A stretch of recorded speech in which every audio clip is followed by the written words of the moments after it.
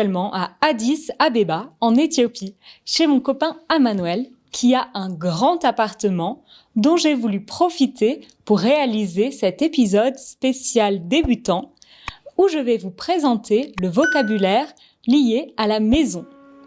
On y va ?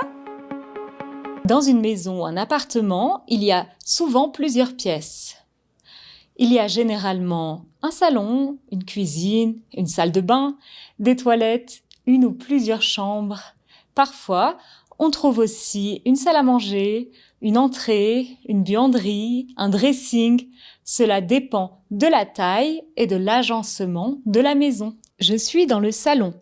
On peut aussi dire le séjour, la salle de séjour ou le salon salle à manger s'il y a une table pour manger dans la pièce. Dans le salon, il y a un grand canapé avec beaucoup de coussins et une couverture pour quand il fait froid. Il y a aussi une table basse et un tapis. Dans le salon, il y a aussi une télévision pour regarder les films, les séries et aussi, spécialement pour moi, regarder le match de foot et les informations. En français familier, on dit simplement la télé. Le salon, Maintenant, j'écoute le podcast d'Easy French dans le salon. la salle de séjour. Je lis dans la salle de séjour. Le séjour, nous sommes assis dans le séjour. La salle à manger.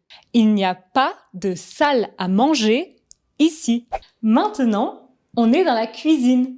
La cuisine est la pièce où on fait à manger.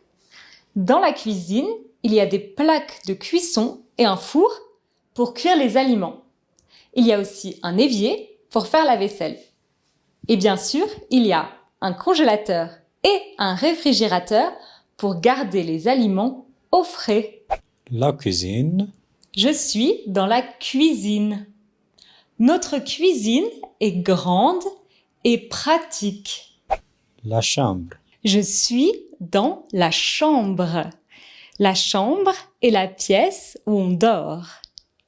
Dans une chambre, il y a un lit avec une couette et des oreillers et souvent un placard ou une armoire pour ranger ses affaires.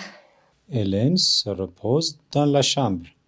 Emmanuel apprend son français dans sa chambre en essayant de ne pas s'endormir.